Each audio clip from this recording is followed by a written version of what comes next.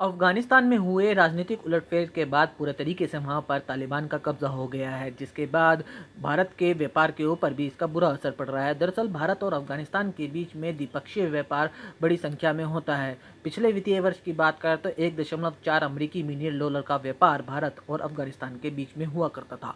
अफगानिस्तान में बदले राजनीतिक हालातों की वजह से भारतीय व्यापारी भी परेशान है, क्योंकि भारतीय व्यापारियों की शिपमेंट और पेमेंट अफगानिस्तान में फंस गई है, जिसकी वजह से व्यापारियों को परेशानियों का सामना करना पड़ रहा है।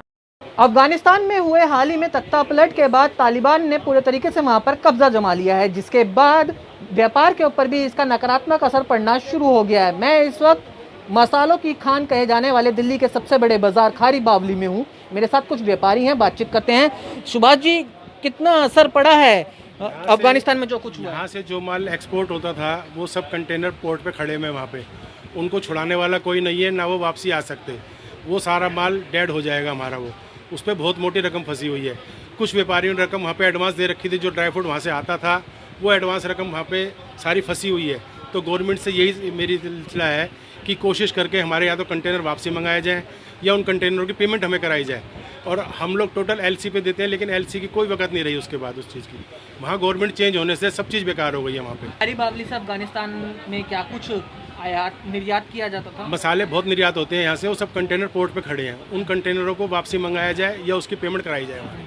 कितना नुकसान होगा इस तरह के हालात बदलने के बाद आप लोगों को? तो नुकसान करोड़ों में है। आलंकन करना अभी उसका बड़ा मुश्किल है। वो हफ्ते 10 दिन में पता लगेगा पूरा स्टेटस क्या है, क्योंकि लोगों को पैसा जो फंसा हुआ है वो पैसा कैसे आएगा अभी किसी को कुछ नहीं पता, क्या रूप बैठेगा। अभी 2 ही दिन हुए हैं, थोड़ा सा टाइम लगेगा इस चीज़ को फाइनल स्टेट होने में। तो फाइनल होने में पता लगेगा क्या बैठता है। व्यापारियों की परेशानी इसलिए ज़्यादा है क्योंकि कॉस्ट बहुत ज़्यादा बढ़ रही है।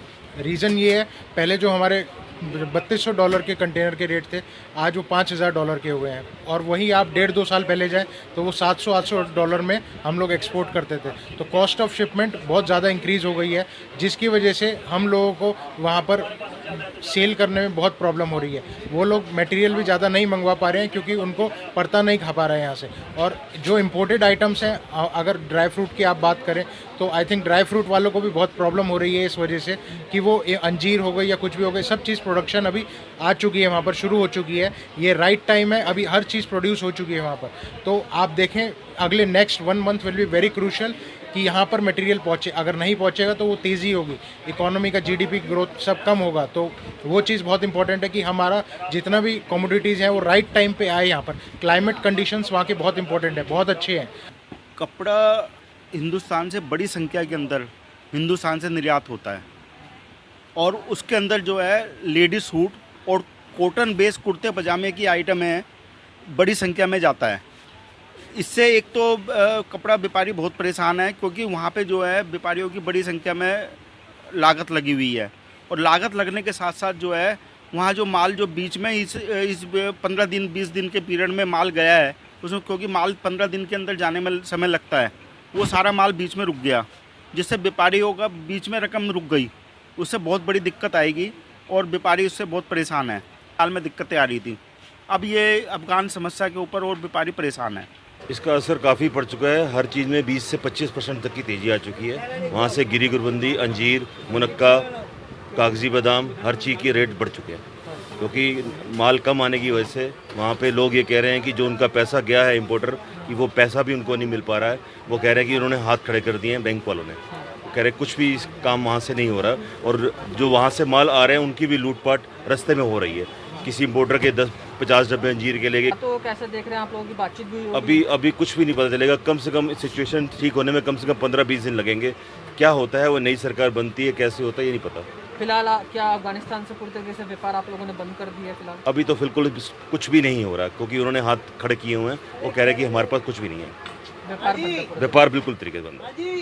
सर ड्राई फ्रूट मार्केट पे कम से कम भी सर 40-60% का फर्क पड़ा है। जो बादाम पहले यहाँ 800 रुपये था, अब वो 1200 का रेट हो गया है। जो किशमिश 500 रुपये थी, उसका 800 रेट हो गया है। माल में इस टाइम माल का स्टॉक खत्म हो चुका है, आगे और बढ़ने के आसार हैं।